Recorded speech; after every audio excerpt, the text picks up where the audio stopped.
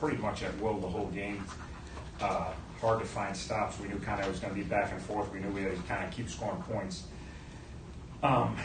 It seemed like every time somebody got a lead, the other team would jump back ahead. And then, obviously, we lose Gus, and you're down. It doesn't look awesome. And defense is kind of reeling, and defense kind of gets a stop. They went on a long drive, but we did end up getting the stop finally that we needed, and they missed the field goal. And we got to get the ball down. Our kicker's obviously been kicking well, and you got your backup quarterback in that's been through a lot, and he's been sitting waiting for this moment, obviously not hoping Gus would get hurt, but Billy was well prepared for the moment, came in and did a really nice job for us. Everybody thought James was in. James is on the one. He's not on the one. You know, no big deal, actually. You kind of think it might be good because it'll waste a little more time, have a long debacle with the clock. We snap a ball. Trawick stuck his left arm out, not intentionally. Wasn't a bad snap. He was a guy, and they were double eagle, you know, and we'd run this before and got in easy and got a good push. And Trawick, just when he was coming out of his stance, he flipped his left arm out, all his left arm. So almost unexplainable. I knew that's what happened because I knew the snap never got to Billy. I saw that. So I immediately went to Trey and said, what happened? He said, I don't know, he was hitting my left. He goes, I hit it with my left arm, you know. So, incredibly bizarre, you know, incredibly difficult loss. Again, the story should be Billy Ball coming in and playing without Junior and everyone else that's going down during the game, and us finding a way to win a gutsy game. And everybody thinks it's going to be easy, I know, because we finished good last year, but we don't think it's going to be easy. We know even the games we won a year ago, they were dogfights. It's not like we had any easy wins a year ago. And we had to make one more play, and we were positioned. You're on the 1 yard line, first and goal. Even if you go 3 cracks at it and you don't score, you kick a field goal, it's almost better. You use the clock, and I've never seen anything like a play like that. So I've seen a couple things the last 3 weeks I've never seen in 25 years of coaching, and it's almost eerie to think how could that happen. But bizarre stuff happens in life, and I'm not blaming Nate. It's just a bizarre play, to be honest with you. So obviously can't stick our left arm if we run that play again. So a lot of kids played their tails off, obviously, on both sides of the ball. Offensively, there's some good efforts. Defensively, not enough. So we got some things to clean up, but they ran the ball for 275 and threw for 230. We ran for 238 and threw for 374. So kind of how it ended. It's amazing. We got a mic over here. Let's make sure right up here in the front. Coach, were you at all surprised that I don't know if you want to say the running game or the tackling? I mean, there was one time when a guy caught a pass in the flat, Miami guy, Bowling Green guy, 3 Miami guys in the sideline, and somehow he came out of it. Were you at all surprised? Well, at that point, again, wasn't surprised at anything. Because we couldn't get off the field, we were really worn down on defense.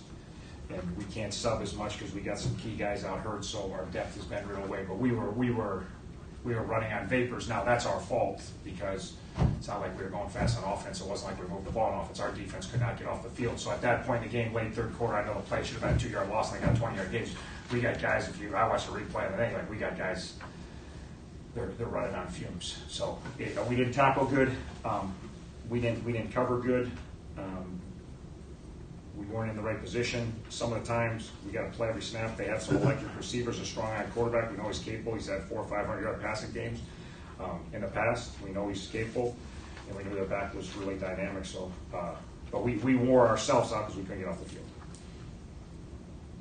What can you tell us about Gus's injury? It doesn't look good. They think he might be out for a little while. We'll MRI. He's got a lower body injury, and they got MRI and see what the nature. Until we MRI, we won't know. But they think he's going to be out for a while. So. Did Bowling Green do anything offensively that you didn't anticipate? The same stuff. They go up tempo. They're kind of feast or famine. They go up tempo and they get going, and they get you tired, and they run plays fast, and they hand the ball off up the middle, and you know you got to tackle. A lot of times we tackle, a lot of times we didn't tackle. And then they go one-on-one outside, and they got you spread out, and we didn't control the run game like we needed to. We needed to try to make it one-dimensional. Last year we controlled the run game better, and they had to throw it every down. It was easier defending when we knew they had to throw the football. But they got the run game going, got the pass game going. I was proud they got the last stop because we need that last stop. I really felt like even though Gus was out, we get the last stop. We can move. We moved on them all day. We rolled down. We had some nice calls. We got guys open. You know, I said, there are TV guys on the field. I'm calling for extra point. I think James in the end zone. He's not in the end zone, and crazy stuff happens. So. I guess Billy sucked it up there for that last drive because it looked like he got banged up a little bit on Yeah, that. the ball never got to him, went on the ground. He dove in there. It was his non-throwing arm. I said, can he go? He said, hell yeah, and he went running back out there. So I don't even, who knows, he might be hurt too.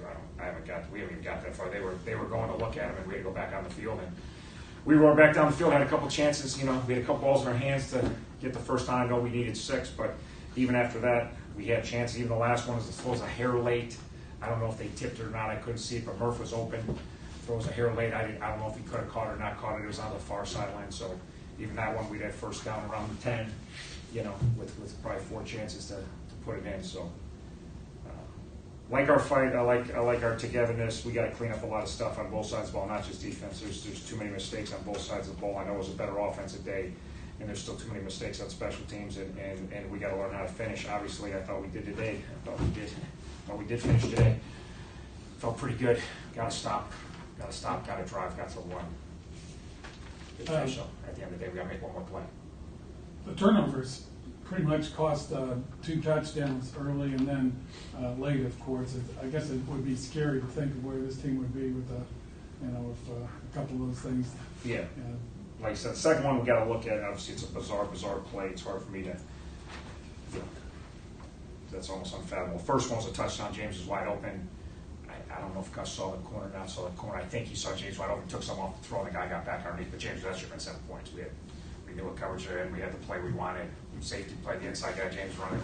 We hit the same play later for big plays multiple times to James. The next drive, we hit the same play to James. So that one just, I don't know if Gus probably just thought it's a bad throw. That's what he always says. But that ball's got to be complete, not a touchdown. Obviously, those 7 points would make a difference. So.